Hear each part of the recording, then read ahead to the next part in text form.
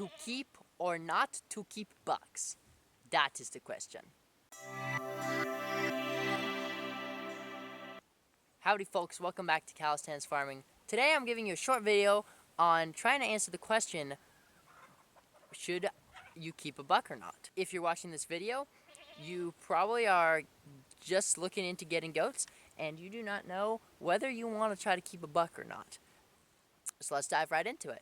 I'm going to say the number one thing I can tell you when deciding to keep a buck or not is to ask yourself the question, what do I want to do with my goat herd?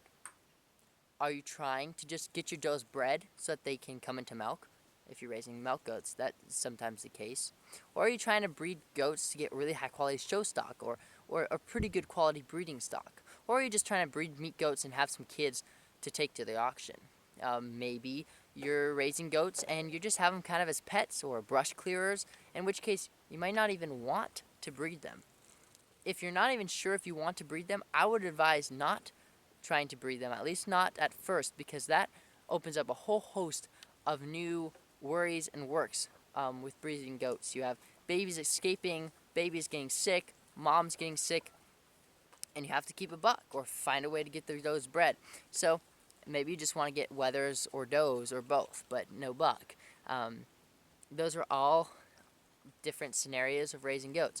I think all goat raisers should ask themselves, and anybody taking part in a hobby or something or business should ask themselves, what am I trying to do here? What are my goals? And I'm constantly evaluating my goats. I'm constantly evaluating what can I do differently and what do I like and what do I not like.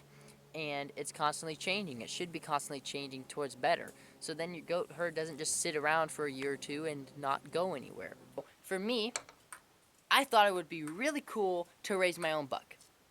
I heard people saying, it's so much work to keep your buck, they're stinky, they're nasty, don't keep your own buck. But I wanted to do it. I thought it was going to be cool, and I built the extra pen, I did all the work, got a companion wether, and I've raised bucks. I have a buck on my farm right now.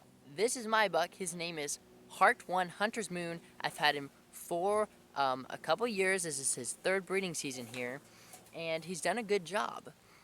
But now I only have 4 does. I've downsized the herd, and I'm thinking I don't want to keep a buck year-round with his companion wether too, just to breed 4 does.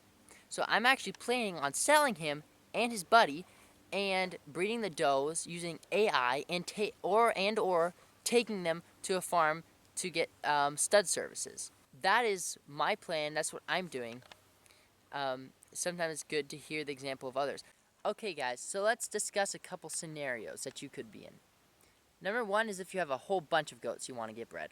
In that case, you do want to get yourself a buck or 2. A buck can probably breed about 15 does or so in a breeding season. And if you're going to keep a lot of goats and you want them all bred and you're not really caring too much about timed breeding and stuff, and you're just going to keep your buck out with your does all the time, definitely do that. It's going to be a lot more cost effective than taking all your does somewhere or AIing all of them. Another scenario would be if you only have a few does. If you have 3 does or 4 does or 5 does. In that case, you're kind of, on the line, because you could keep a buck, maybe save money, although it takes a lot more time to raise them and money to feed them all year round. But you could also get your does AI'd or take them to a farm to get bred by a stud buck. So what are you going to do? Well, you need to evaluate, can I get the genetics I want with a buck, my own buck? Bucks can be expensive. We're talking thousands of dollars. You might not be able to spend that money on the genetics, and you might be able to actually get those genetics on kids on the ground by breeding your does using AI or stud services from farms that do have those high quality bucks. So you need to ask yourself, do I want those high genetics or not? And that might change whether you're going to keep a buck or not. Also, bucks are stinky sometimes, not all the time, it's not too bad, but they're also the most aggressive. They fight the most. They aren't the best escape artists. The does are the best escape artists, but they do destroy things. Like, for instance, earlier this, and he's been doing it all the time, this hay feeder has been bent down. His PVC pipe feeder, he broke that. He's messed up this fence line. I mean, he butts stuff and rubs his head and causes all sorts of issues. Uh, so yeah, bucks are definitely a lot of work. That's another thing to keep in mind. Also, you need to just keep up with 2 more animals on your farm. You might not want to do that. Long story short, don't feel like you have to get a buck.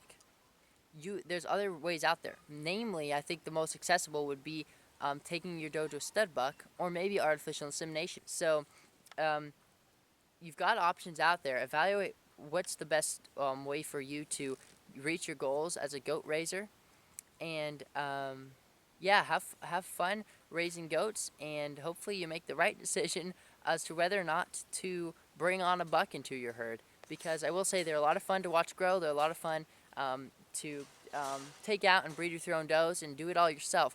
But sometimes it seems like the smarter thing to do is not to get a buck and to breed your does in a different way. But it all depends on what you're doing, what you're trying to accomplish. So yeah, happy goat raising, guys.